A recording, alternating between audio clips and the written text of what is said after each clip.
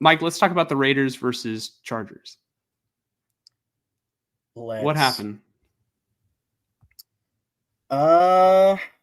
They turned the ball over 3 times. Yeah. That's what. They turned the ball over 3 times. And I mean, all right, going into this matchup, I predicted that the Chargers were going to win. And I don't think the Raiders should have, I guess, like, all right, the Chargers are not a great football team. And I think they proved that on Sunday. I just think that the Raiders were a little bit worse.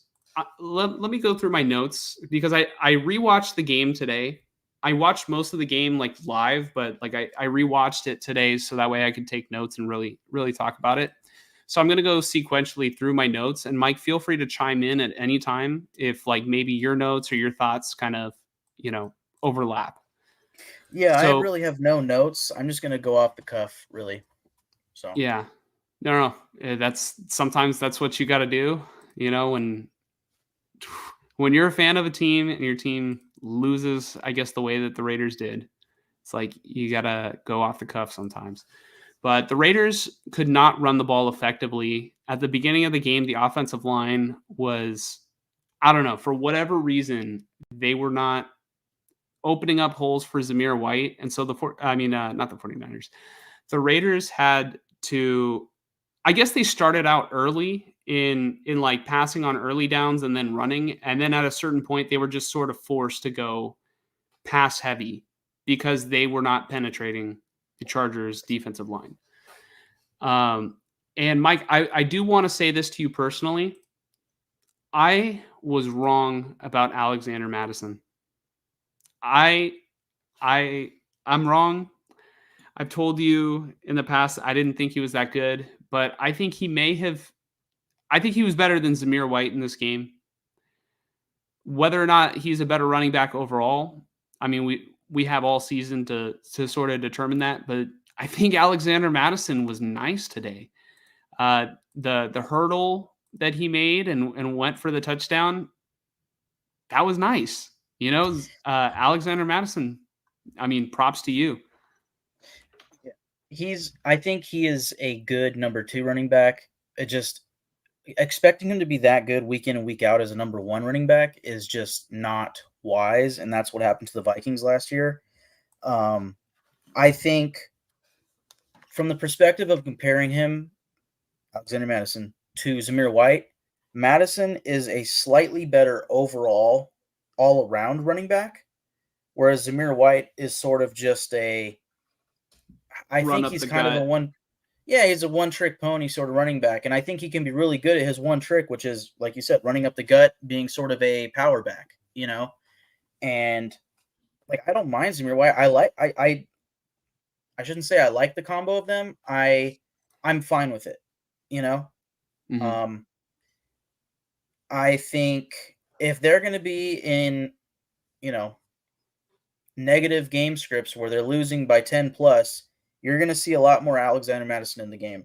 And I remember telling you personally after our fantasy draft, because you took Zamir White in like what, the 7th or 8th round of the draft.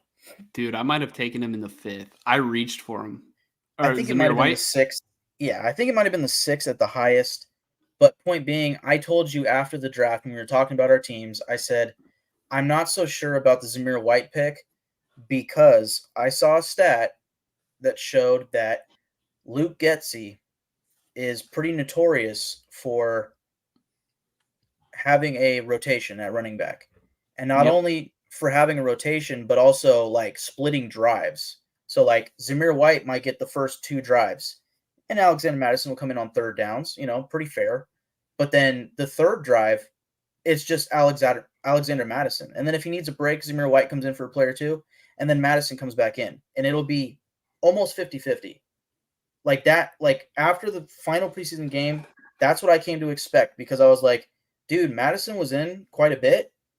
But then like the Vikings game, I think Zamir White came in like the late 2nd quarter, if not early 3rd quarter. And I was like, all right, if he's our starter, he should not be in right now. Like I understand if they wanted to get him the game rep of like a goal line carry, which I expect Zamir White to be the goal line back. But if they want to pass on 3rd and 3 on the goal line, it'll probably be Madison, you know? So Yeah. I do think it's a pretty 50-50 thing here. And if they're going to be losing in games like probably next week, I would expect more Madison. So, Mhm. Yeah, and to your no, point, I anticipate if it's going to be losing game scripts, Alexander Madison is probably going to be the guy who is going to be in the game more.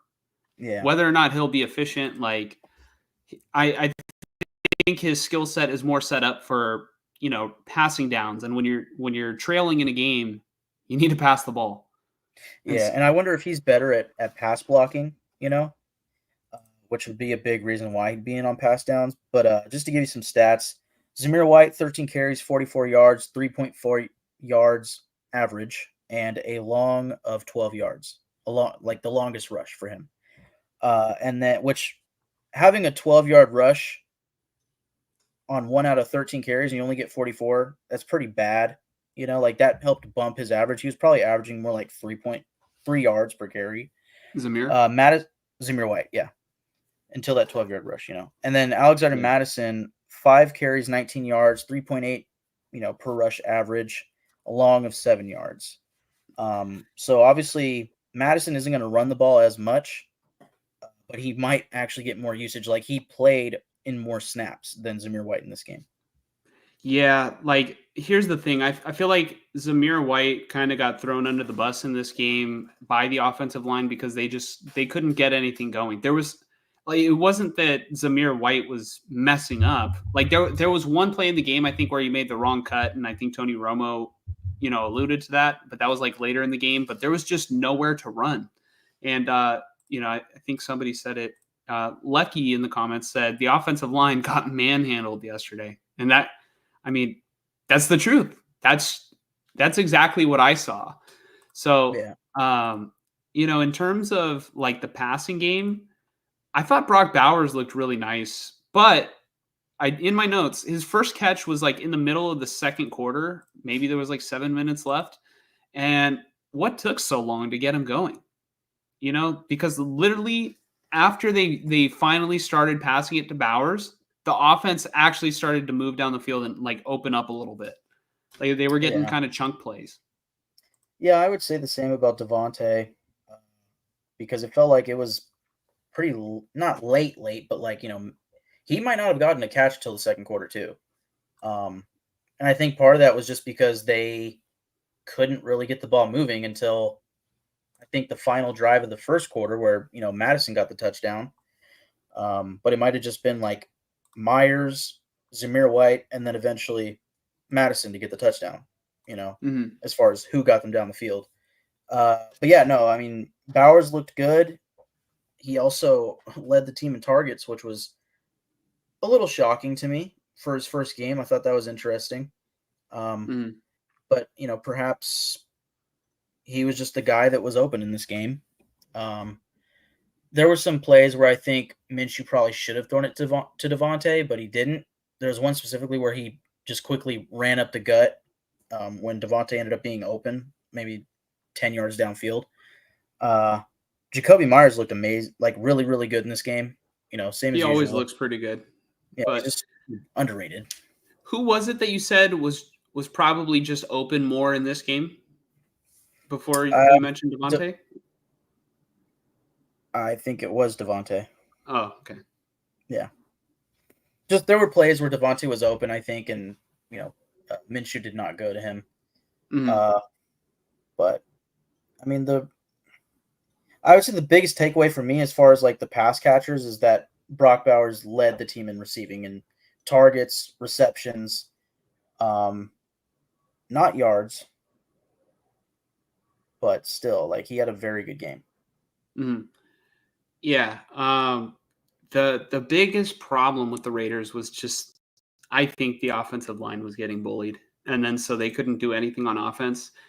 Uh, I just want to give a shout out to the Raiders defense because aside from like when they were gassed in the end and like that long J.K. Dobbins run, I really think that the defense played their ass off and made the Chargers look like they weren't that good of a football team. And maybe they will be, but the Raiders defense like what, the Chargers didn't get their first touchdown until what, later in the game, or Yeah, I think they went to halftime up 7-3. So they probably didn't get their first touchdown till the third I think it was quarter. 7-6.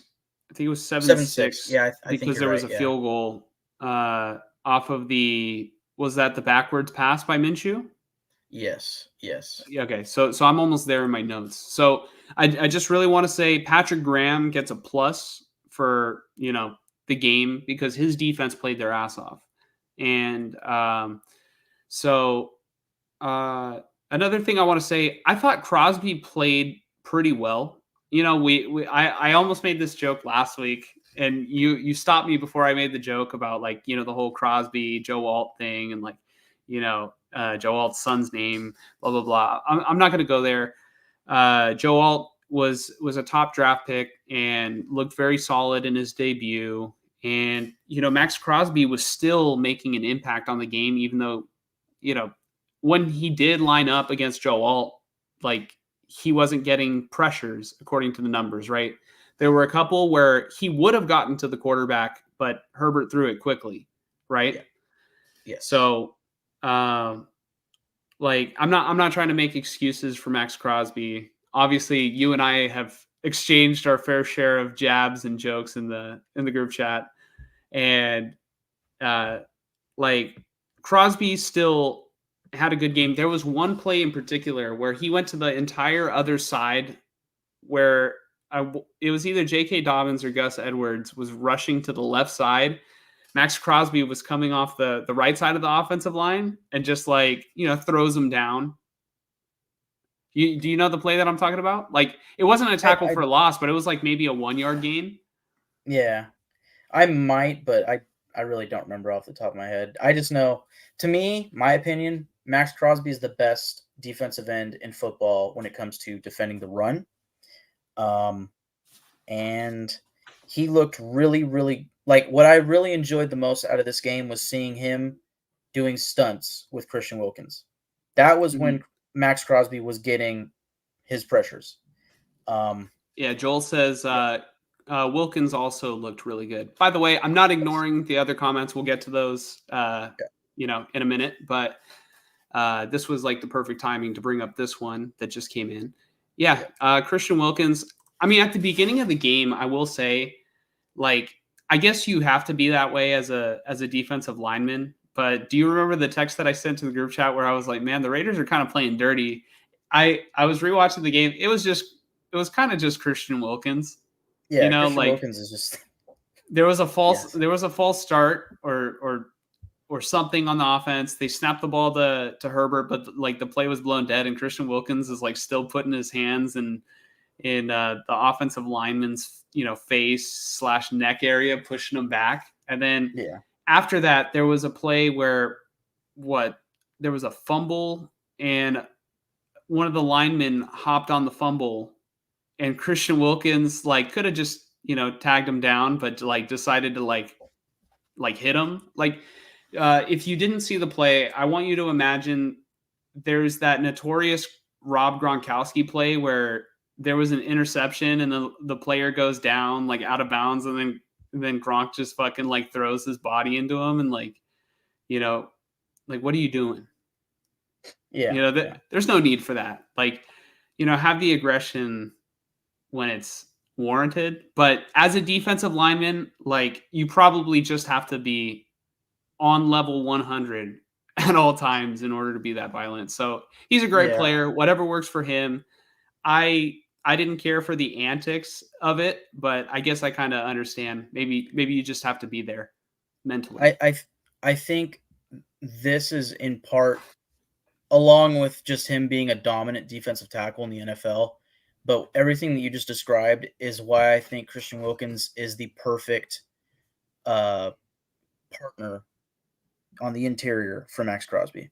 I think Mhm. that the two of them will just continue to rile each other up, and the energy will stay at 100 the entire game, as is expected with Max Crosby. But I think Wilkins is a rare defensive tackle where he has that the entire game, you know. Mhm. And he's like he means it in a way of like I want to kick your ass, but also like he's kind of being funny. Like if you ever seen him on like the mic'd up stuff, like he's joking around like the entire time, but once the whistle blows, in the sense that the play is starting, like it's like he sees red or something, dude. It's funny, but also just very fun to watch. I need to watch the mic dubs. But yeah, Joel chimes in on the Wilkins talk. He says Wilkins plays until the whistle is over. You always see him chasing receivers down. I love it. Yeah, that we'll I probably would get to the I would probably love it too. yeah, we'll probably I get to the guess fight later at the end of the game that happened. But yeah, well, Wilkins and Crosby were a part of that fight, and again we'll get to it. But Wilkins had me cracking up. I'll mhm. say that right now. Yeah. I need to rewatch that fight, because they didn't I was watching like the condensed replay and they completely like stripped that from it. Yeah, I do remember I saw it yesterday, but I might have been like distracted while it happened and I wasn't able to like fully see. I know Jack Jones and the Chargers player got, was it Josh Palmer? They both got tossed. they got So ejected. yeah, but in terms of like, that Christian Wilkins play, I guess it's not the same because Fred Warner doesn't play around on the field, but there have been a couple plays that you have for sure pointed out, and you know, like you kind of think Fred Warner is a dirty player, and I do I think th- there are moments where I mean that's just dirty. Like there was an interception, Matthew Stafford's back is turned, and he just trucks him. yeah, I would say uh, Fred Warner is a great player who makes some dirty plays, you know. Yeah. And from what I saw yesterday of Christian Wilkins, I didn't see anything that was dirty. Hmm. So I think it was a Yeah. lot of just high intensity, kind of setting the tone plays. Hmm. So Yeah, no, I can agree with that. So, all right, I gave my props to Patrick Graham. The Minshew backwards pass. So it looked like he was throwing to someone who wasn't there. I'm not sure if it was a miscommunication. Did Devonte Adams run the wrong route? Like, was he supposed to not be upfield? Was he supposed to be at the line of scrimmage, or was Minshew just trying to throw it to where Devonte was, but the ball just slipped? Like, I don't know. It looked like they showed this one angle and then he's sort of looking towards like where the line of scrimmage is, like but behind the line of scrimmage. And then, you know, like Devontae's clearly upfield a couple yards. And no, then it looked like Minshew was trying to pull the ball back, but it slipped. right. That's kind of what it looked like to me. Miscommunication. What do you think, Mike? First off, I haven't seen a play like this since I was playing middle school baseball when I witnessed an outfielder, you know, get a ground ball in. Again, this kid's probably 12 years old. Go like this to throw the ball to second play or second base, and go like this, and the fucking ball goes this way. I still don't know how it happened. It was the most hilarious thing I had ever seen. I just watched a pro quarterback playing for the Raiders do that, and I nearly turned the game off. It's like I'm not actually being serious. It was like the second quarter. I'm not going to turn the game off, but I trust me, I wanted to. Uh, I think you're probably right that.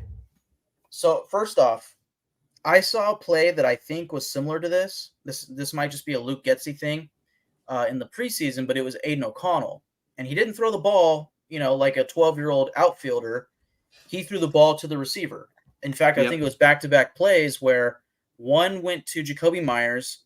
I think it was against the Vikings, and he made the guy miss. He caught the ball. It was a first read, snap, and throw play. That's all. It might have even been an RPO where it was like fake handoff, throw it to the first read. And I think based off of what the coverage is showing, Aiden O'Connell made the choice of I'm not even going to fake the handoff. I'm throwing it to Jacoby Myers because they're playing like soft coverage or something. Let's just get him out there in an open space and let him do the rest. And he made a cut. Guy missed for almost first time. He tripped up. Whatever. Next play, he threw it to Christian Wilkerson. Wilkerson tried to do the exact same thing, and this is the difference between Jacoby Myers and Christian Wilkerson. Wilkerson did not make the guy miss. He got tackled for like no gain. But point being, same thing. Snap, fake handoff, or even maybe don't even fake the handoff. First read, throw it immediately. Let the receiver go make a play. Personally, I'd rather have like a blocker there to guide him or help him. There was a really good. This is totally off topic. There was a really good play by the Rams last night against the Lions, where you had Cooper Kupp and some other receiver, and then Stafford, calls motion. Guy comes over and it's trips on the left. Hike. Stafford gets the ball. The two receivers take 2 steps forward. Cooper Kupp was in the middle of them, takes 1 step back. First read, straight to Cooper Kupp. He gets the ball. There are 2 corners there, and maybe the nickel was inside. The receivers perfectly blocked it. He ran right in between them, got like an 11-yard gain. I was like, that chef's kiss, dude. I love that shit.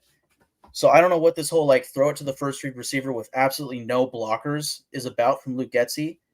But to get to my point, I think that's what was going on. And my guess, because I didn't even care who the receiver was. I didn't care where he was. I didn't care what the defender looked like.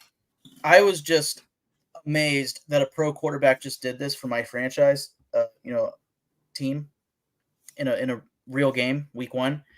But my hunch is that whoever the receiver was, if it was Devontae, like you're saying, or whoever, it was a first read, throw it to him. And maybe when he looked, he went, oh shit, can't throw that, and tried to pull it back. And it was too, like his fingers were slipping, sweaty, whatever it is, and it went out backwards. That's my guess, is that it was tight coverage, and he realized if I throw this pass, it's a pick 6. That's my best guess. Yeah, I mean, his eyes were kind of like I said, I saw this angle, and his eyes were looking kind of behind the line of scrimmage. Like he was looking at Devontae, and then he looked back, and I just don't know. Like he saw Devontae there. Like I don't know. It was just kind of weird. But Devontae was upfield? Devontae was up like 1 or 2 yards. I don't know if it's a miscommunication or what, but I mean, if it's a first read play, I don't know why. I just don't know why it happened. The only thing that would make sense to me is the defender was playing way tighter coverage than he expected. And he was like, fuck that. And it was too late, Yeah. And that can be one of those things that like we talked about where I think that Minshew is better off script. So maybe he was trying to make something off script, like pull it back, like, I can't throw that, and Yeah. avoid disaster. Whereas Aiden O'Connell maybe would have just like zipped it there. Yeah. And just ran the play. Yeah. And we'll talk maybe about Aiden O'Connell in a little bit. But I do want to get back to these notes. Zamir White looked good on the drive that he fumbled, but obviously he ended up fumbling. Like he was finally able to get some running room. And then they were finally developing the run like well, and then he fumbles and it just killed the momentum. Yeah, and then Zamir White looked good on the drive after the fumble as well. The offensive line was finally opening up holes, which allowed the offense to get into a rhythm, and it opened up the passing game, and the ball was actually moving down the field for what felt like the first time in the game. Right, at least since the Madison touchdown, yeah. Well, yeah, but Madison kind of like they were able to move the ball a little bit, like little by little, and then Madison just kind of took it and put the team on his back on that play because he made like 2 defenders miss and then went in for the touchdown, right? Yeah. I'll say this before your next note. Just going back for a second to that Minshew fumble backwards pass mishap that he had, literally up until that point, like we were just coming off the Madison touchdown drive, and it was like, oh man, we're kind of moving a little bit here. Like this looks good. Not only that, Minshew at that time in the game, I want to say he was like 10 for 12 or like 8 for 10 passing. And I was literally in my head, I thought of Thanos saying to like Thor or no, to Nebula, his daughter, who he like tortured and shit. He says to Nebula, perhaps I treated you too harshly. Like I was like, dude, he's like 80% completion percentage. He's moving the ball downfield. I literally said to myself, perhaps I treated you too harshly.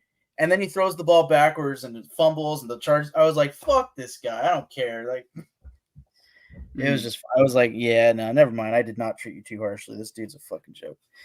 Yeah, Pia's dad says 7-6 at halftime instead of the Raiders 14-3 before the half.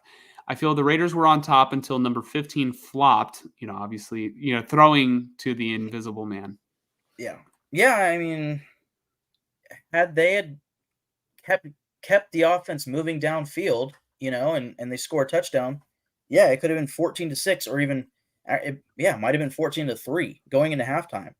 It's just, I think, spoilers here. I'm sure we would probably get to it at the end of this Raider talk here, but just I think the Raiders beat themselves in this game. I don't think the Chargers were all that impressive. Yes, their defensive line. I think Khalil Mack got to Colton Miller on the right plays, right? And then Joey Boza forced a fumble or two.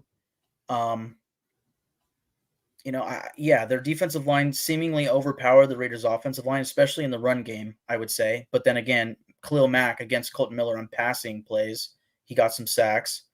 It's just the turnovers, dude. The Zamir White fumbling and Minshew fumbling before the half. Those were like the plays that changed the game. And then the final one was just like the nail in the coffin, Yeah, so let me get back to this. So Yep. Zamir White looked good on the drive that he fumbled, and then the Raiders got the ball back. Zamir White looks good again. Offense is finally clicking, ball's moving, and then guess what happens, Mike? Do you remember what happened? What, this third quarter? Yes.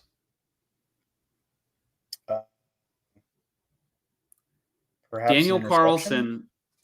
Carlson misses a field goal. Yeah. Huh. That I drive, forgot about that. they're finally moving down the field. Carlson, who's typically one of those lights out kickers, misses a field goal. So a little bit of momentum going towards the Chargers' way. And this kind of fits the theme of what you said about the Raiders beating themselves. Yep. What was the score at that point? Do you know? I want to say that it was probably 7-10 at that point, or 7-13, 7-9, 7-9 probably. Oh, yes, you're right. Yep. And then so that would have put the Raiders ahead. Yeah, I think it was 7-9. That would have put the Raiders ahead, but it didn't. And so the Chargers have the ball. And late in the third quarter, the defense is noticeably gassed. They're sort of giving up all these chunk plays, and then in the fourth quarter, this was one of the few mistakes that I think Patrick Graham made. But blitzing Divine Diablo off the edge was a poor decision, and I'll say why. I think the Chargers were definitely they were struggling in the pass game, right? Yeah. And J.K. Dobbins was in the game. And if you're going to blitz Divine Diablo off the edge, I don't like Dobbins is primarily a run up the gut kind of player because he's had so many leg injuries and doesn't have the outside zone speed that maybe he used to. There was a moment where he ran up the middle later in the game and then bounced it outside and was able to pick up a huge gain. We'll talk about that in a little bit, but yeah, I just think that was a mistake that just costed them right there, and so it was a risky blitz, I would say, in that situation. Yeah, I think up until that point in the game, the Raiders defense, dude, they were getting the necessary stops. Like you said, it was 7-9, so they were only forcing field goals to that, or allowing field goals to that point. And yeah, probably at least one, if not two of them, were coming off of turnovers where the Chargers were in plus territory. Especially the Minshew fumble before the half, that helped the Chargers greatly, and yet the Raiders were still able to stop them in the red zone. So, the defense played well. It's just that point in the game, it's you should probably focus on stopping the run because just the base defense was getting it done against the pass. There's no need to do any cute extra shit to blitz, at Herbert and allow your, defender, your allow yourself to become in a negative script against the run. Mm-hmm. So Yeah, I agree. Yeah, and then this was something that kind of stood out to me. Um, but the offensive drive right after, like, the blitz that resulted in a touchdown for J.K. Dobbins. The offense on the drive right after, early on in the drive, the plays that were not working were all the like design screens and like the Raiders were trying to like be cute, but the plays that did work, early on in the drive were when they just simply let the players make plays. Bowers had a big gain. Minshew stepping up, and finding Jacoby Myers. Like these weren't like design screens or anything like that. Like it was just drop back, let it happen, and the Raiders were able to actually pick up big yards. Then later in the drive, they get in the red zone, and then the plays that did work were the all the design stuff, and the plays that didn't were the letting them play. I guess it's like at a certain point, like towards the red zone, they call it the red zone for a reason, and the defense is going to like sort of anchor down a little bit. But yeah, I just took notes on that because I'm like, man, when they actually let the players, do their thing, good things happen. Because the Raiders do have talented skill position players. Oh yeah. Jacoby Myers, Brock Bowers, Devontae Adams, Zamir White. Like they are talented. But, like I said, I kind of got like proven wrong a little bit later in the drive when it was, it flip flopped. So, Yeah. 4th and 1. I think just quickly off of that, I think in the preview in our last week's pod, I mentioned like if the offense can just be efficient, and maybe I didn't say it quite like this, but if the play calling can just be good from Luke Getsy, like I think what really matters this season, like there might not be that big of a difference between one quarterback or the other. I think what matters is the play calling.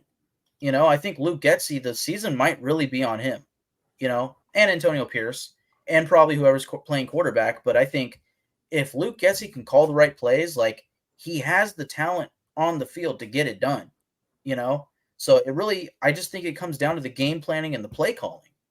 So, anyways.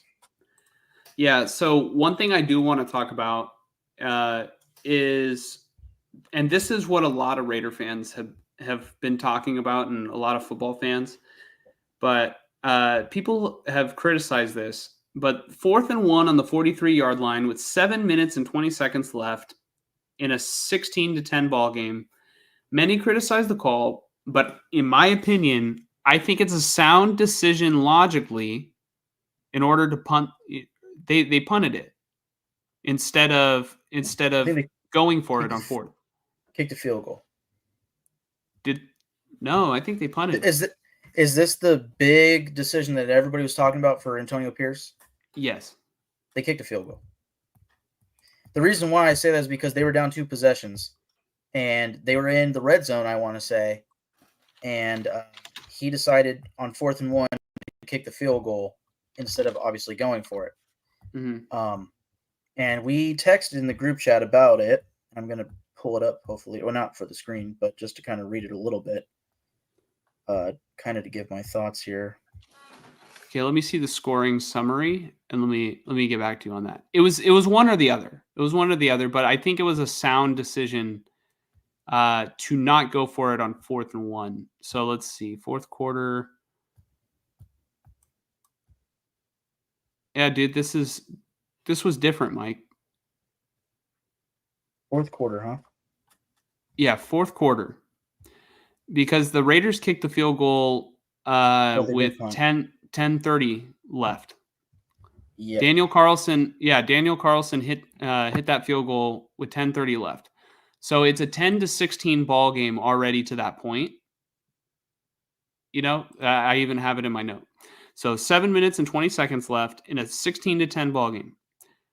They chose to punt the ball instead of going for it on 4th and 1. And I think it was the right decision because, well, obviously they didn't win the game, so it's like, hindsight 2020. Hindsight.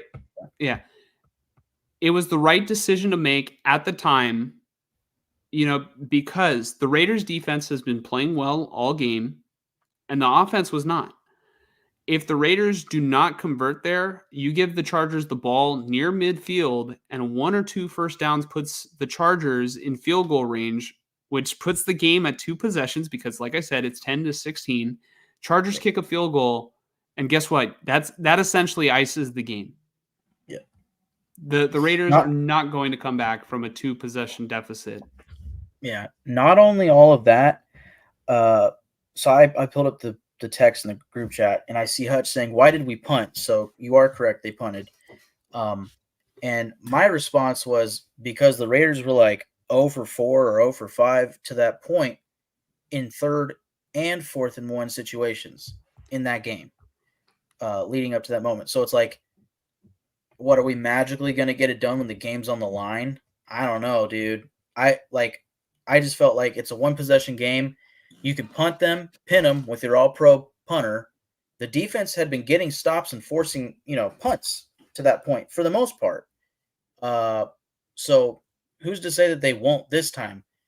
Um, and again, hindsight 2020, right?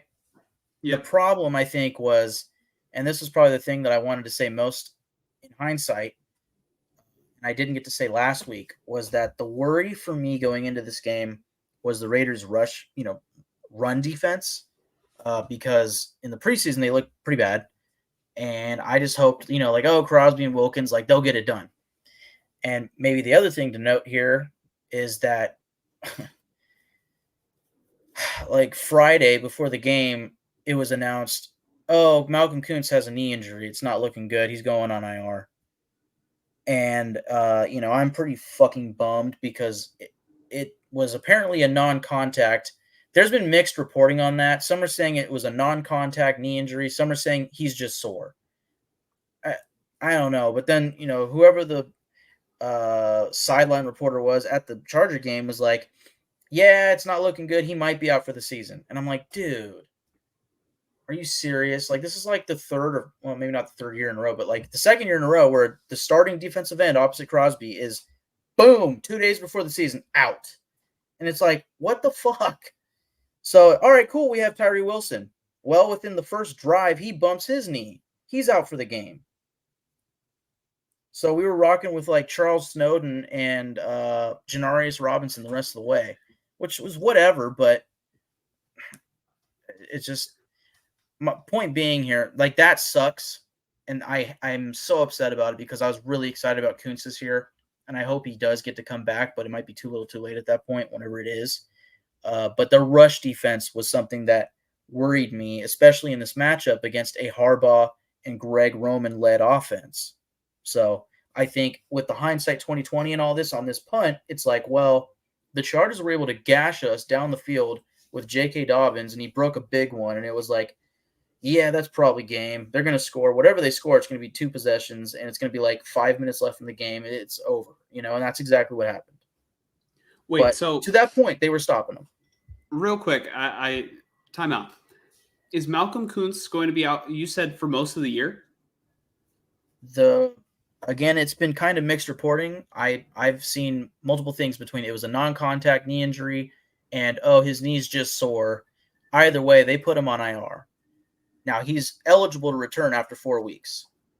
Mm-hmm. But the sideline reporter for CBS said he might be out for the year. Okay. Real quick, I do want to take it back because we had this conversation, and we've had this conversation for a couple players. We talked about Malcolm Kuntz not getting extended, right? He's one of the players that didn't get extended, and I mentioned if he's able to get a contract right now, why would you not secure that? Because in one injury, like, all right, whatever Kuntz was going to get, if he was going to get anything this offseason, it's risky. Maybe it would work out. But I mean, if he would have balled out this year, or, it's still yet to be seen, balls out this year, we'll get a bigger contract. But why would you put that at risk when an injury can severely take all of that away from you?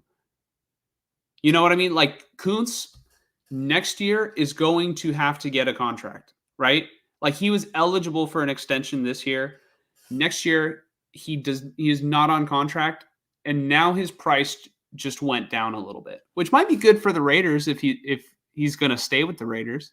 But Right.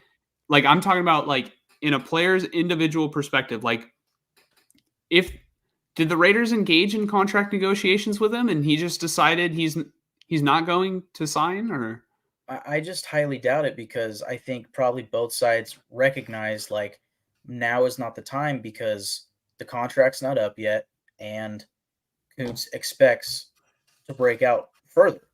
And I think most of these players would rather bet on themselves, somewhat similar to say Jacobs, of like he he wanted to play to earn his pay, and the Raiders weren't going to pay him what he wanted, so he was like, "Well, I'm out of here then." And I think with Koontz now, it's like, all right, he gets injured before the season, and it's unfortunate.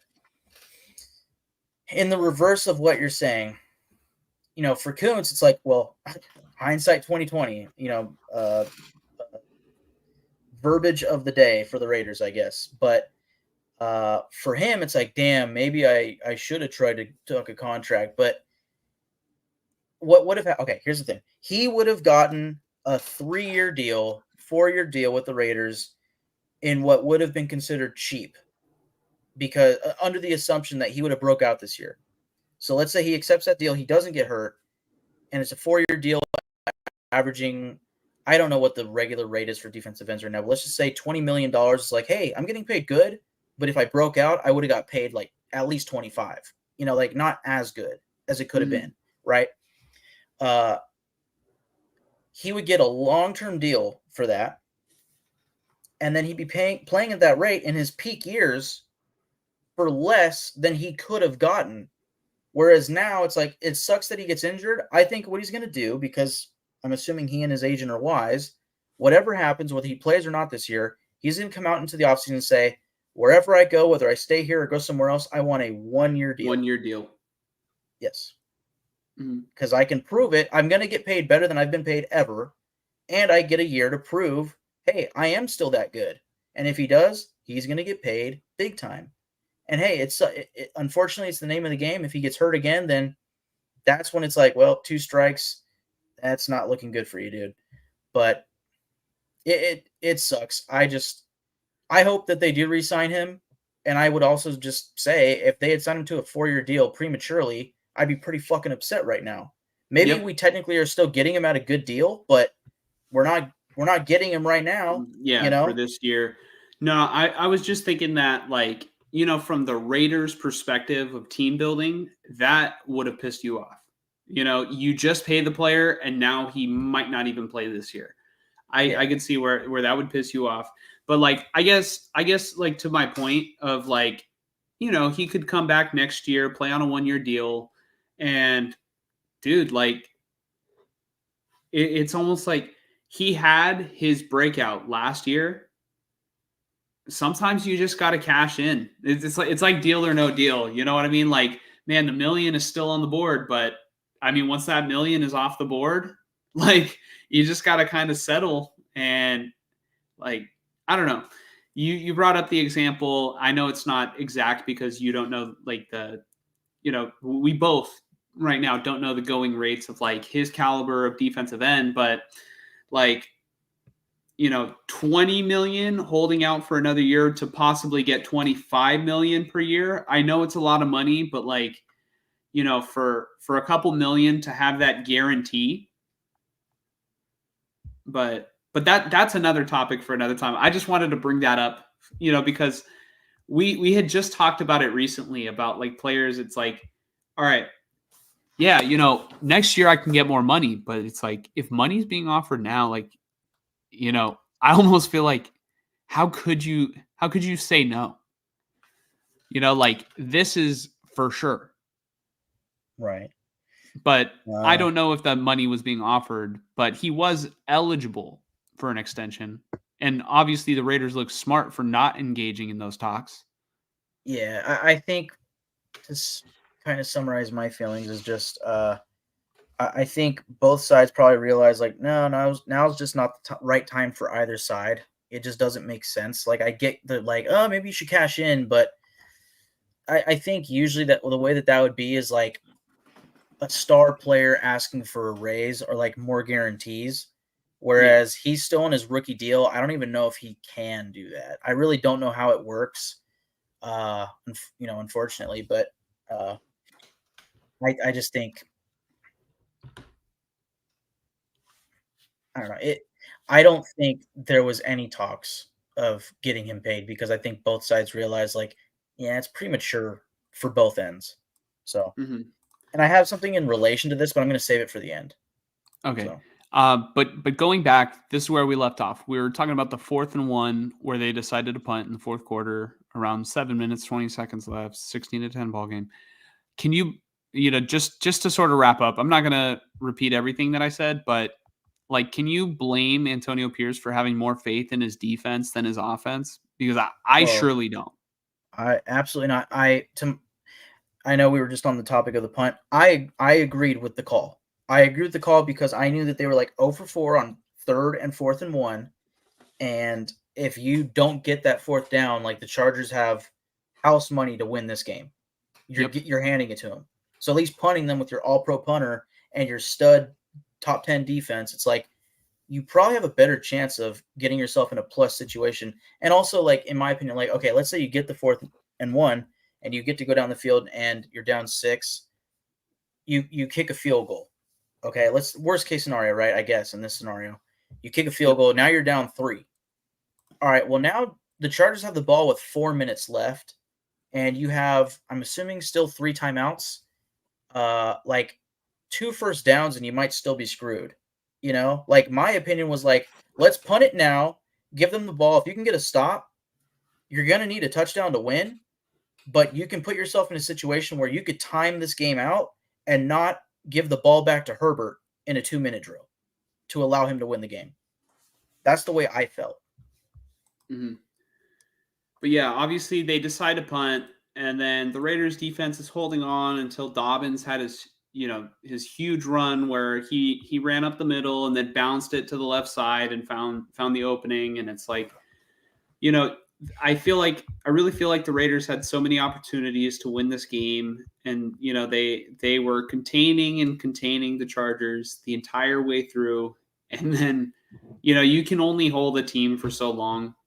And I'm happy for J.K. Dobbins because of how, like, for him specifically, like, I don't know, I'm happy for him because he has been through hell and back the past couple of years with the lower leg injuries. And then obviously, like, I'm happy for him because I chose him on my fantasy team as well, so maybe there's that like little bias there. But Dobbins had the huge run, McConkey had the touchdown, and that was the ball game.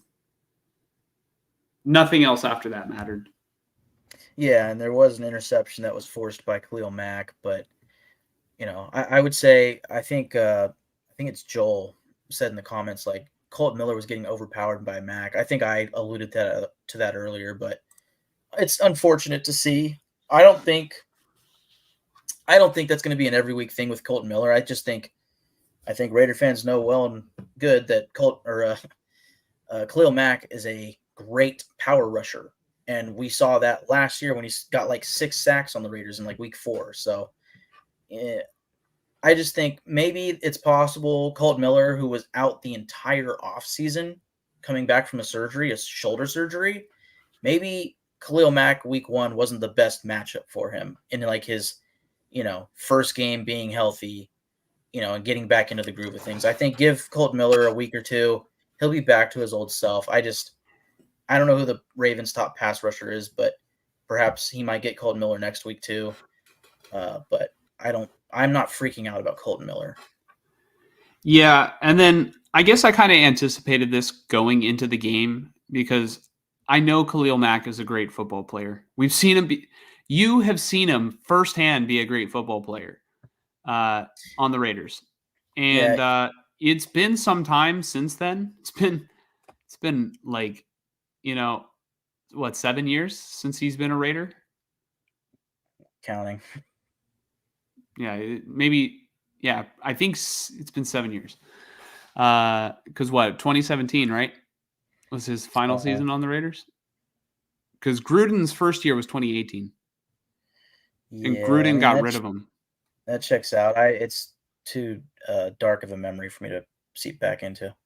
Yeah, sorry for bringing up the repressed memories, but uh, I've seen Jim Harbaugh firsthand take a team that just doesn't win, has the wrong, they just have the wrong game plan, wrong approach. Revive a quarterback who just can't win. All right, Alex Smith though was terrible. Justin Herbert is at least Justin Herbert is a top 5 quarterback in my opinion. No worse than top 10. I Justin agree. Herbert is the real deal. There was one incompletion. I think he made the wrong decision, but he threw it and it hit Quentin Johnston on like a jump ball right in the hands and like he couldn't come down with it. And I'm like, man, that pass is it's so beautiful to watch. But Yeah, I anticipated that Harbaugh was going to have the Chargers ready to go and he was going to get the most out of his stars because I've seen that firsthand. He did it with, you know, Alex Smith wasn't a star before then, but he did it with Alex Smith. Uh, Patrick Willis was a star, but Patrick Willis only got so much better. Navarro Bowman got so much better. He's the linebacker coach right now with the Chargers. Uh, the 49ers got Alden Smith. I want to say Harbaugh's first or second year, and Alden Smith was fantastic. Justin Smith was fantastic. Then, I mean, Harbaugh is a trenches coach. Like I know he's a quarterback kind of guru, but he always puts his emphasis on the trenches, and it showed. I think in week 1 because Max Crosby wasn't able to get home as as much as we probably anticipated, and like he did get like a sack or two. There was one where I can remember off the top of my head where Justin Herbert was like left standing up and like the pocket collapsed on him. But, um, you know, the defensive line played good, eliminated the Raiders run game, and then for the most part held up in pass protection. And I at least anticipated that because I think Harbaugh's a hell of a coach. And I know you're just tired of hearing me talk about Harbaugh. yeah. I'm glad we don't play them until week 18, when the season probably won't matter anymore. I would say my comments on Harbaugh and the Chargers would just be, I said in the group chat because Tyler's a Charger fan, uh, I wasn't too impressed by the Chargers. I think they actually might have had more penalties than the Raiders in this game. Uh, yes, their offensive line held up well. And I think in large part because, yes, he emphasized the trenches. His first round pick was a pretty obvious pick in Joe Alt, very athletic, like kind of the perfect offensive tackle prospect. If they needed a left tackle, he would have been their left tackle. Like he's just that good. He had a good day against Max Crosby. Like you said, specifically for me, like had Herbert held onto the ball longer, uh, perhaps you would have some coverage sacks, Mm-hmm. from Crosby. But mostly what was working for the Raiders were stunts, and I want to see more of that. Uh, but I wouldn't exactly put it like, oh, Harbaugh had the Chargers so ready to win this game. I just think the Raiders just coughed this game up. And I think as the season progresses, we'll really see what this Chargers team is. And that's not to like throw a dig at Harbaugh. It's more just like, I just think the offensive talent not at offensive tackle surrounding Justin Herbert is not that good. McConkey, cool. He's like Hunter Renfro to me. Like that's cool, but he's not supposed to be your top receiver. He should be the number 2, option behind a really good number 1, and they don't have that number 1 right now. And then the running backs, like, hey, Dobbins had a great game. That breakaway run for most running backs would be game For a clinching touchdown. touchdown. Yep. He got stopped after 50 yards, and that's because of the leg injuries for him. And hey, he's a great running back when it comes to reading the holes.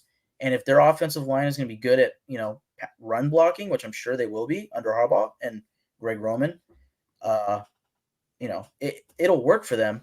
It's just I guess point being, I don't think they're going to be like this 11-win team. I just think they're going to win the close games because of, say, a Harbaugh.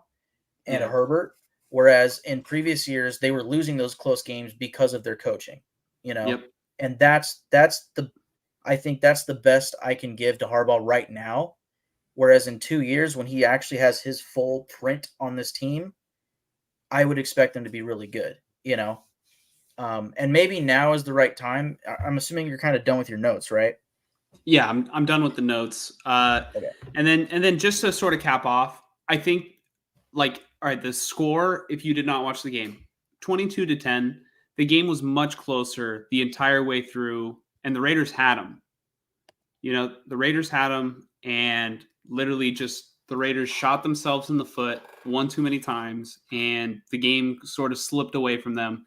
But literally, the Raiders could have scored the go-ahead touchdown, but they did choose to punt 4th and 1, which you and I both agreed that was a sound decision. We're not disagreeing with that. Obviously, if Antonio Pierce knows, hey, my defense is going to uncharacteristically give up a scoring drive right here, he's not going to do it. He'll probably take the chance on 4th and 1. Yep. But he was just assuming that he was going to see the exact same thing that he's seen the entire game, that the defense is going to lock down the Chargers. But Yep. it didn't go Yep. that way. So it Yep. was a close game, and the Chargers, went out on top. And I think we've had some comments sitting. I do want to get to them. I think right now is a good time, and then we'll finish up our thoughts. Yeah, I'd say we'll get through the comments, and I just have one last point, mostly relating to Jim Harbaugh. Okay. Uh, well, we can get to the Jim Harbaugh thing on one of these comments. I'll bring it up in a second. But Lucky says, I'm a Raiders fan, and all I got to say is SMH. Shake my head. Yeah. Yeah, Uh, I'm with you. I'm with you there. it was a winnable game. It's a winnable game, and I think I said this in the group chat. Week one is like a good, at least to me, it's just the week to kind of get a feel for the team. You It's a know, measuring stick. it's a measuring stick sort of game, and it's like it's not final like last year. I mean, we beat the Broncos last year in week one, and it was like, oh shit, but Garoppolo had this weird game where he almost kind of lost the game, and the defense kept him in it. And at that point, we didn't know the defense was as good as it was. But point being, like, after like 5 weeks, you really know your team, and it's like, oh man, we're garbage last year, and then they fire the coach, and hey, it ended up kind of all right, right? Like they didn't make the playoffs, but it ended up way better, and we have optimism going into the Yep. offseason. This game really brought me down on the optimism, and I was already coming into the season pretty low on optimism. Like the vibes were low, is what I kept saying. The vibes are low. The vibes are low. I'm not digging this quarterback thing going on here. Yada yada. I just think the way that they lost this game, it just felt like this season is gonna get ugly, you know. Mhm. And in the sense of like, I can't say yet whether or not like Antonio Pierce is gonna be on the hot seat at the end of the season. I'm not gonna say anything like that quite yet, but just this quarterback room is, we've said it multiple, it's gonna hold us back, dude. And if they're gonna get gashed through the run on defense, like if that's what's gonna be like the kind of like, oh, their pass defense is good, but the run defense, man, fuck. Like if your offense isn't scoring enough points to like for Zamir White to be running the ball, that means that the other team is going to be out there with probably the lead, and they're going to be running the ball, and then eventually they're going to break the big one, and it's going to keep the same thing's going to keep happening over and over, and you tack on the turnovers. If the Raiders don't win the turnover battle, or I should more specifically, if the Raiders keep losing the turnover battle in these games because of Minshew and whatever else, they will continue to lose and lose and lose. Mhm. That's where I'm at. Real quick, I do want to get to this comment. I'll kind of bump this up to the front of the line, but Anthony Aguilar, comments. I want to say this might be his first time checking out the channel. Thank you for checking out the stream, and you bring up a lot of interesting and perhaps valid points, but I do disagree with a couple of the sentiments here. He says the Raiders didn't have a chance. Why are we pretending like they did? They had no quarterback, an inexperienced offensive line, and an unproven coach. Come on now, let's be real here. So, one thing I will say is, we watched the game. The Raiders did have a chance to win the game in the end, but obviously they didn't. You know, uh, that's not pretending. That's actually the way that it played out.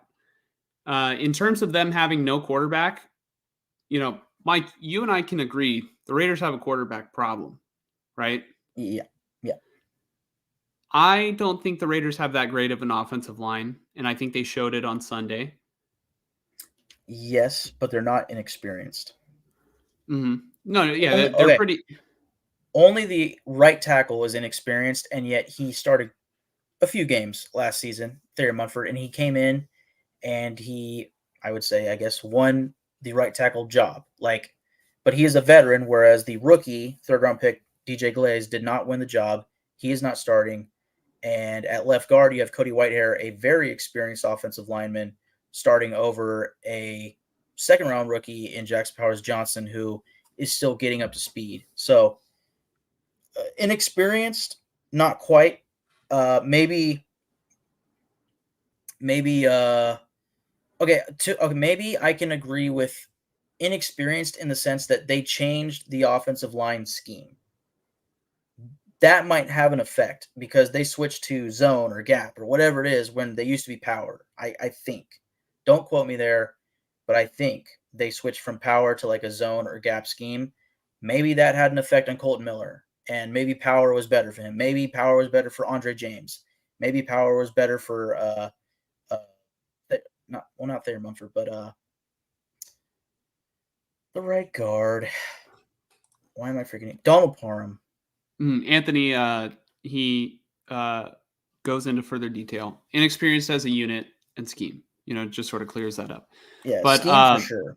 Yeah. in terms of unproven coach, so I had this discussion with Mike literally the entire offseason practically, because I sort of thought the Raiders should reach out, for Jim, at least try and lure Jim Harbaugh in because he's an experienced coach. He literally just won the college national championship and he has success taking, a team that doesn't necessarily have a quarterback, or maybe has a quarterback that just needs to be guided in the right direction and can make it work. And he gets the most out of his players.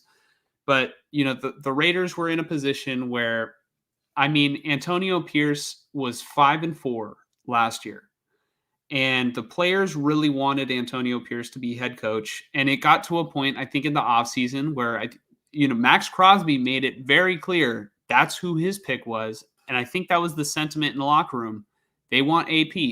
And I'm not saying Antonio Pierce didn't earn the job, but for me personally, outside looking in, do I think that he blew me away?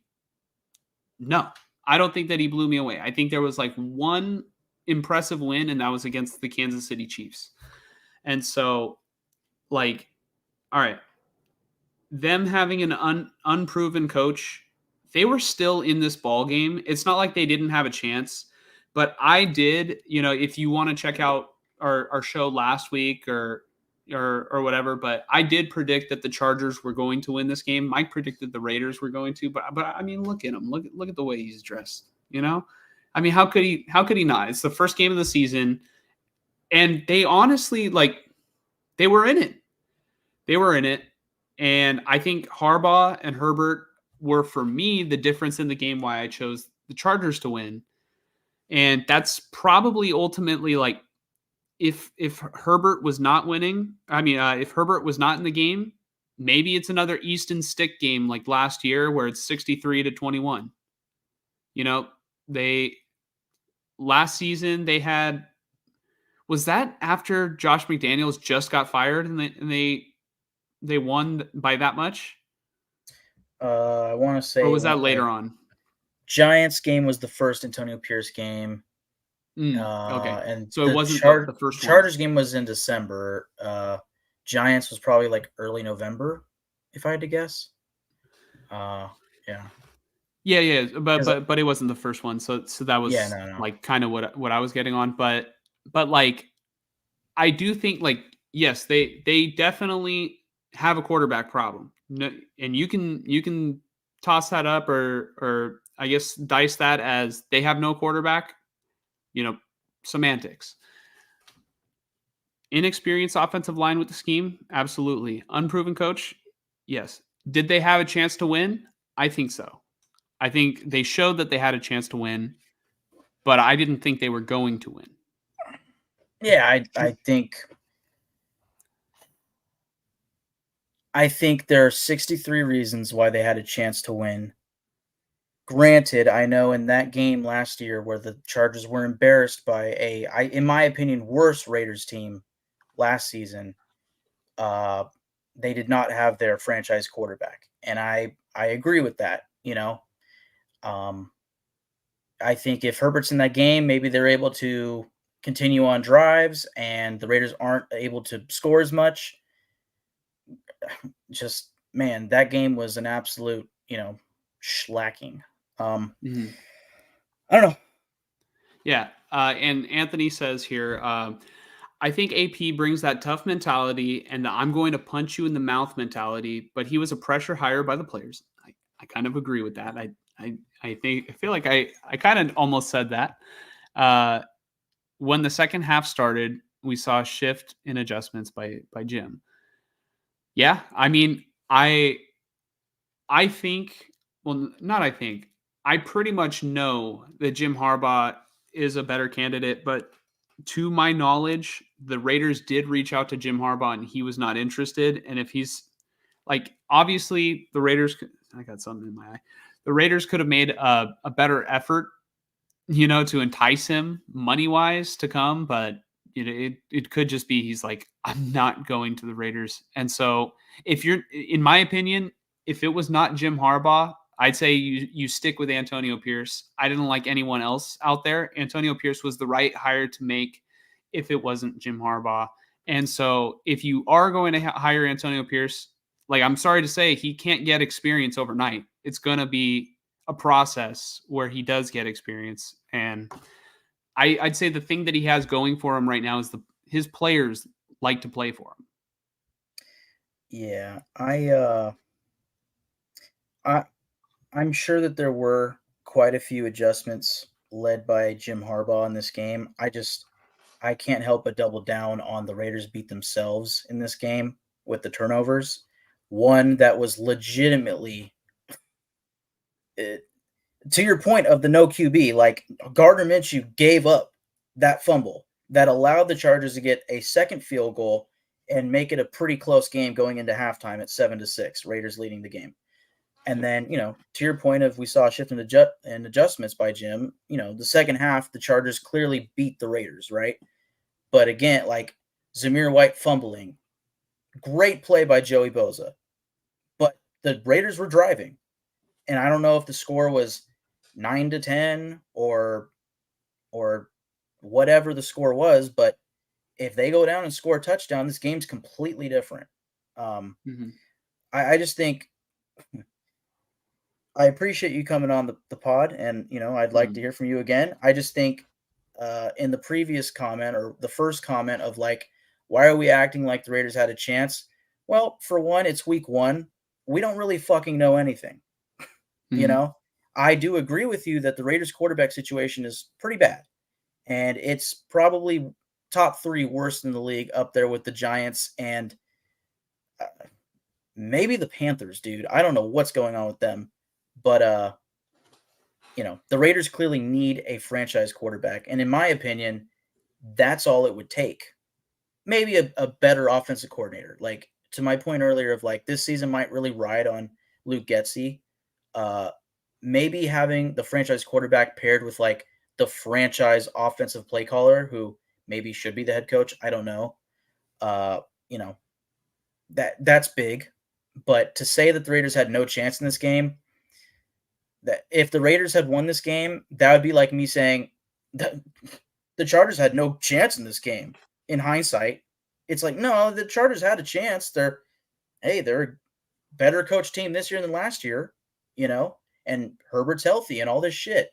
Like, to the Raiders side, it's like, well, their defense is in theory better with Christian Wilkins, and you know, Mhm. go ahead, Real read it. quick, Anthony says, "I'm just happy for the future with the Chargers. Good luck to the Miners. Yeah, obviously the Niners. And nothing personal to the Raider guy. I wish you well as a human being, but it's FTR for life. You can, you know, uh, you can read that in your head and fill in the blanks. But Chargers are going 2-0. Yeah, the Chargers I think are going to beat the Panthers, and they will be 2-0. And honestly, I think the Chargers have a good chance to make the playoffs. We're not a Chargers channel. I see that you said that you subscribe. Like we said, we appreciate you for coming on, even though you are not a Niner fan or a Raider fan. You know, we take comments from anybody. We've had fans from all kinds of teams, and you know, we have friends who are Chargers fans. They might be the only Chargers fans that exist. You might be the third one that I know. No, I'm just playing with you. You know, playful jabs. I wish you well also as a human being, and I thank you also for checking out the channel and subscribing. Yes. Can you put on the previous comment from him? Yeah. I'm perfectly fine with this. It's all fair. I appreciate it, and it is completely reciprocated as a Raider fan back to the Chargers. FTC for life, and FTB and FTC for Chiefs. Like, it's expected. It's fine. It's cool. Playful banter is fun. I don't know if he meant 2-0 as in the Chargers, or, I mean the Panthers, because that's not really a flex. I think he probably meant Week 18 against the Raiders. Oh. Hey, I think I thought it was interesting that it was laid out that way for this season, of like bookending the season with the Mhm. Chargers, because I think Week 1 and Week 18, those are two completely different teams for both sides, and maybe the Chargers will be in the playoff hunt at that point. I I was going to say it. I said it to the group chat, but like, I'm at the point already after 1 week, and this is usually my experience with the Raiders, but the way that they played in this game, I came out kind of pulling for like a top 5 draft pick, you know, because we need that franchise quarterback. And then I'm not like devoted to Antonio Pierce. Like, if the players continue to play well for him and we win some games, cool. But like, if the rumored 2-year deal for him is true, if we end out with a top 5 draft pick, I'm sure at the end of the season I would have an opinion. But right now, my prediction is that I won't be like dead set on like we need to fire him.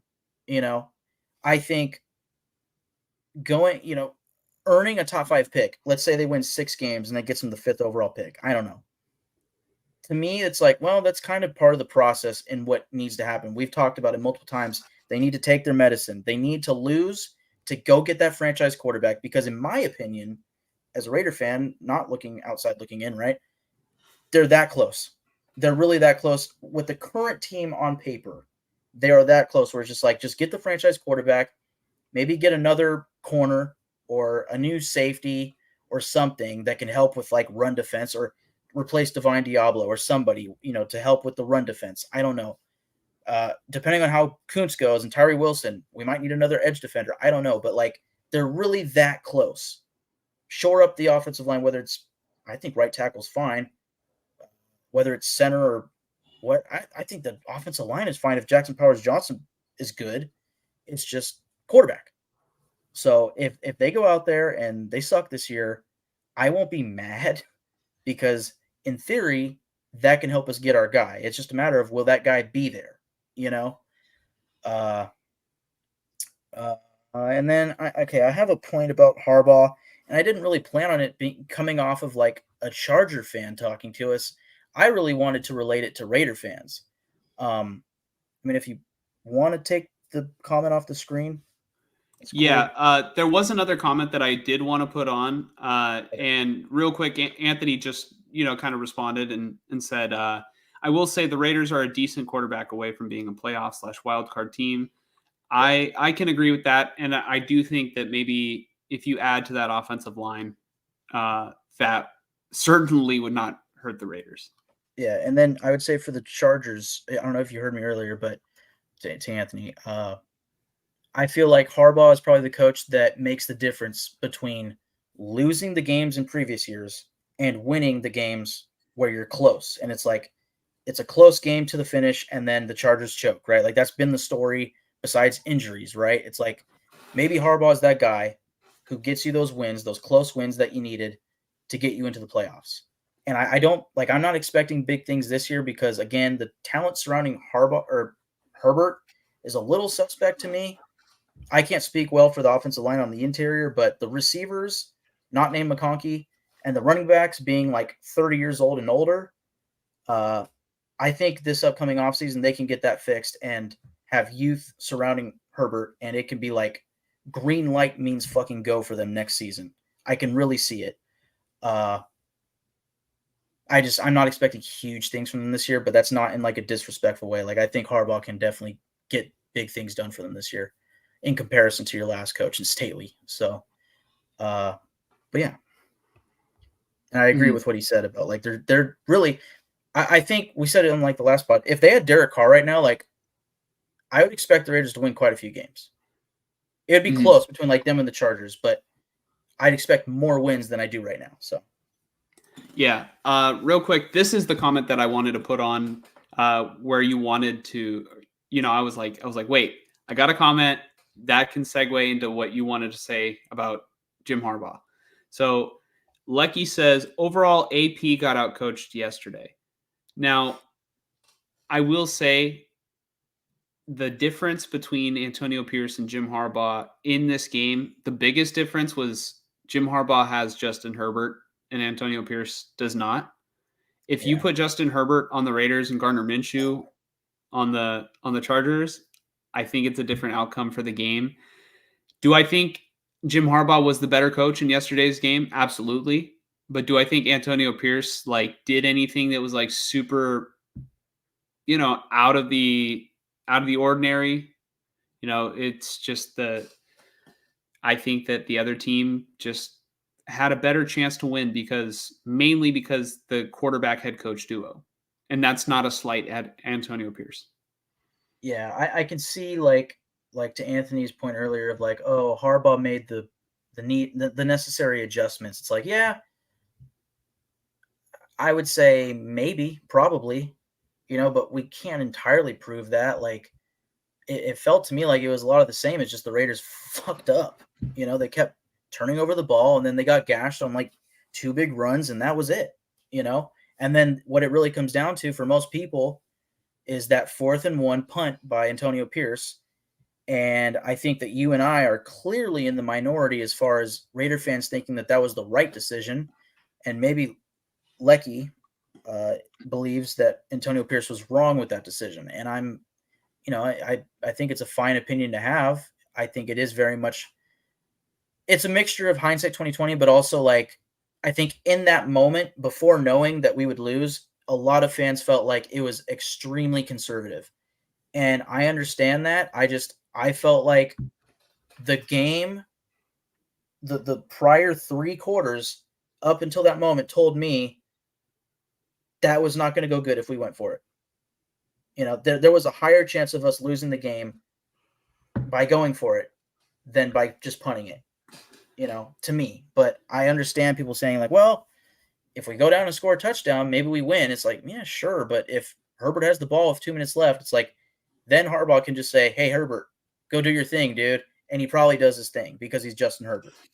So but okay, to Yeah, my point, a lot of time has passed between this comment. So I feel like we touched on a lot of like the why the game. decision was sound, Yes, yes, yes, for yes. them to punt it in that situation. So hopefully, Lecky, if you're still watching, I hope that you were able to catch that portion. And I wouldn't say that Antonio Pierce was like I don't think he did anything in particular that was like outrageous.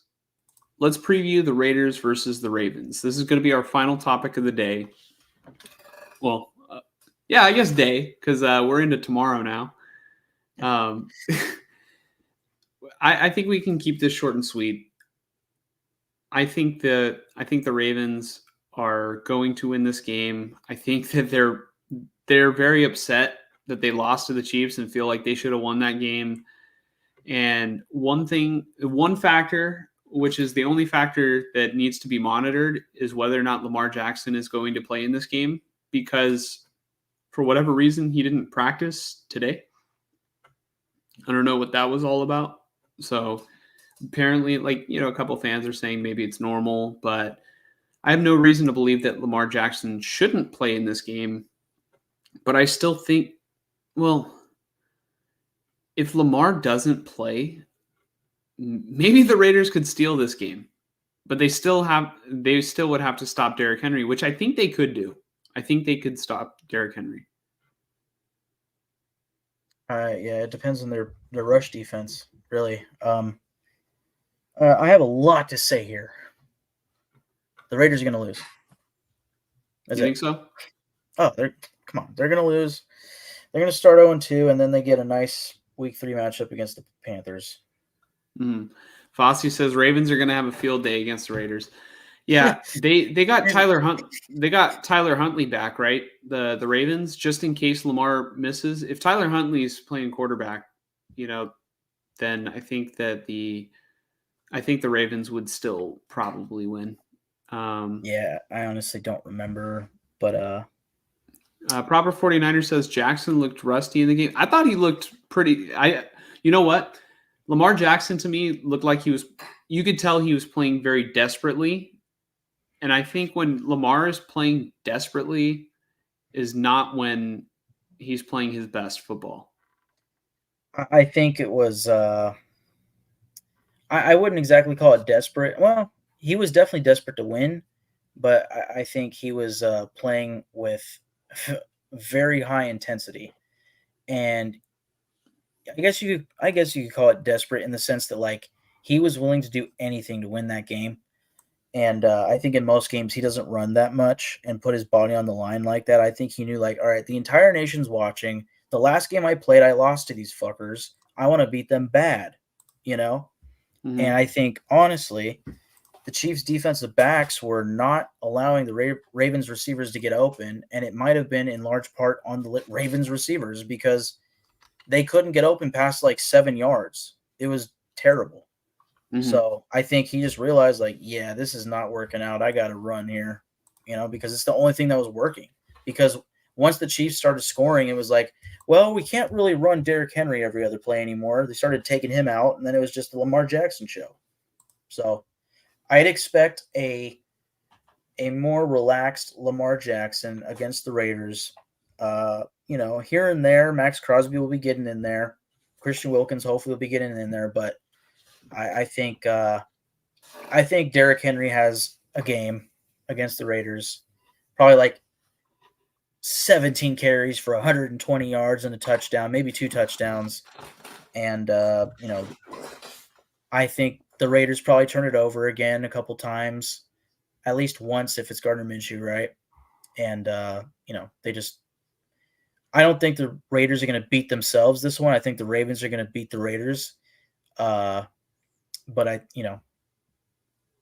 think it's not going to be fun. Mm-hmm.